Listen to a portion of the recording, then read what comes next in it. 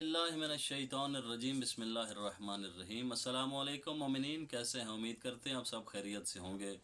दुआ है खुदावंद मुतआल आपको, आपकी फ़ैमिली को हमेशा सलामत रखे और आपको दराज़ी उम्र अता फ़रमाए। मोमिनीन कराम, नमाज में की जाने वाली एक ऐसी गलती जिसकी वजह से आपकी नमाज बातिल हो जाती है, और हमारे यहाँ कम से कम भी 40 से 50% लोग ऐसे हैं जो इस गलती को बजा लाते हैं, जिसकी वजह से उनकी नमाज बातिल हो जाती है। और वो गलती कौन सी है? क़याम मुत्तसिल बरकू। क़याम मुत्तसिल बरकू क्या है कि आप सूरह अल-हम्द के बाद जब कोई सूरह पढ़ते हैं तो उसके बाद थोड़ा सा वक्फ़ करके आपने रकू में जाना होता है। लेकिन लोग क्या करते हैं, अल-हम्द पढ़ते हैं, सूरह अल-हम्द के बाद दूसरी कोई भी सूरह पढ़ के फ़ौरन जो है वो रकू में चले जाते हैं।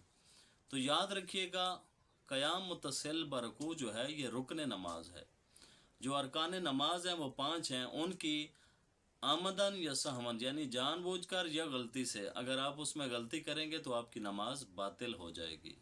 तो वो अरकान नमाज जो 5 हैं उनमें सबसे पहले नियत है, दूसरा तकबीरतुल एहराम है, तीसरा क़याम मुत्तसिल बरकू है, चौथा रकू है और पाँचवा 2 सजदे हैं। ये अरकान नमाज हैं जिनकी कमी या ज़्यादती की वजह से आपकी नमाज बातिल हो जाती है। तो काइंडली कोशिश किया करें कि इन सारी चीज़ों को मद्देनज़र रखते हुए नमाज पढ़ा करें। कम से कम जो रुकन नमाज हैं उनमें कोई कमी या ज़्यादती ना हो, और जिस तरह नमाज का तरीका है या बताया गया है उस तरह उनको बजा लाएँ, ताकि आप दीनी और दुनियावी दोनों किस्म के फ़वाइद नमाज से हासिल कर सकें। तो याद रखिएगा, ये अरकान नमाज हैं, कमी या ज़्यादती नमाज को बातिल कर देती है, चाहे नमाज में आप ये जानबूझकर करें या गलती से करें। तो इन चीज़ों का ख्याल रखा करें।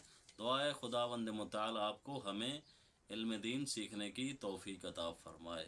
अल्लाहुम्मा सल्लि अला मुहम्मद व आले मुहम्मद वअज्जिल फ़रजा आले मुहम्मद।